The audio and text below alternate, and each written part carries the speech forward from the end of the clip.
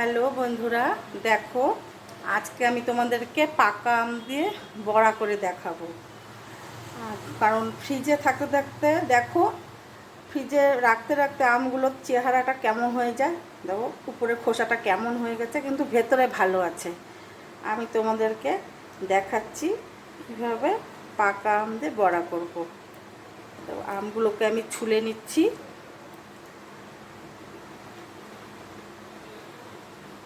একটু হয়তো দাগ থাকতে পারে, একটু ফেলে দিতে হবে, কারণ এভাবে ছুলে নিয়ে তারপরে চেটকে নিচ্ছি।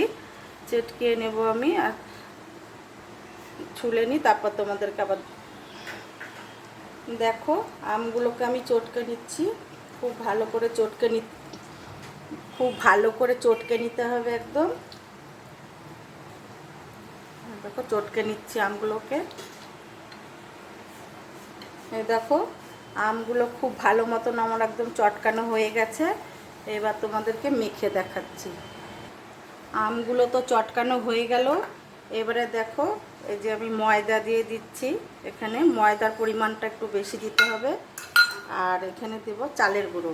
চালের গুঁড়োটা একটু কম দিতে হবে, ময়দাটা বেশি, চালের গুঁড়োটা কম দিতে হবে। আর স্বাদ মতন তোমার চিনি দিতে হবে, এতটা লাগবে না, একটু কম করে দিচ্ছি চিনি। আর একটু নুন দিয়ে দিচ্ছি, দেখো একটু নুন দিয়ে দিচ্ছি। নুন দিয়ে এবারে একটু দুধ দিয়ে দেবো,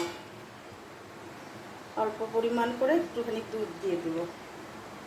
এই যে অল্প একটু দুধ দিয়ে দিলাম। আর দিয়ে দিচ্ছি তোমার, দেখো আমের কাঠটা হিসাব করে দিতে হবে। আগে চটকে চটকে দেখতে হবে যে ঠিক মতন হলো কি না, তারপরে ওটাকে বুঝে আর কি আমের কাঠটা দিতে হবে। আর একটু লাগবে আমের কাঠটা, একটু নরম নরম করে মাখতে হবে। একটু নরম করে না মাখলে বড়াটা ভালো লাগবে না।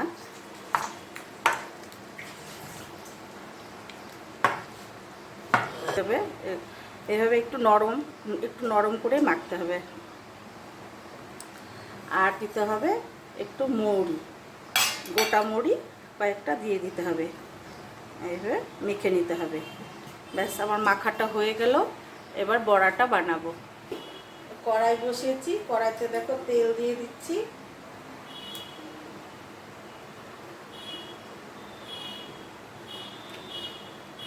তেলটা গরম হলে তারপরে বড়াগুলো ছাড়বো আমি।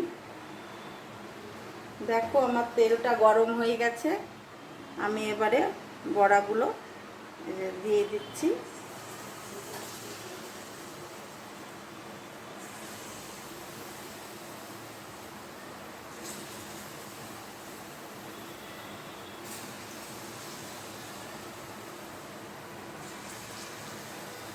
বড়াগুলো আমি উল্টিয়ে দিচ্ছি বড়াগুলোকে। দেখো এক পাশ হয়ে গেছে, আর এক পাশ এইভাবে লাল লাল করে ভেজে নেব। দেখো কত সুন্দর ফুলেছে বড়াগুলো, খেতেও কিন্তু সেই দুর্দান্ত লাগে, খুব টেস্টি হয়।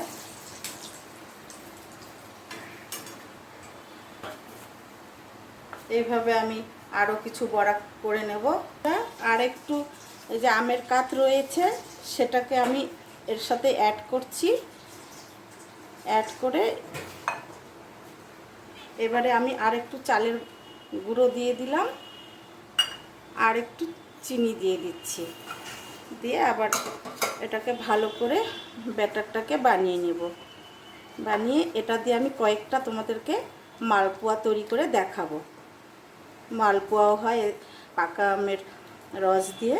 এবারে আমি মালপোয়া করব, কয়েকটা মালপোয়া বানাবো। দেখো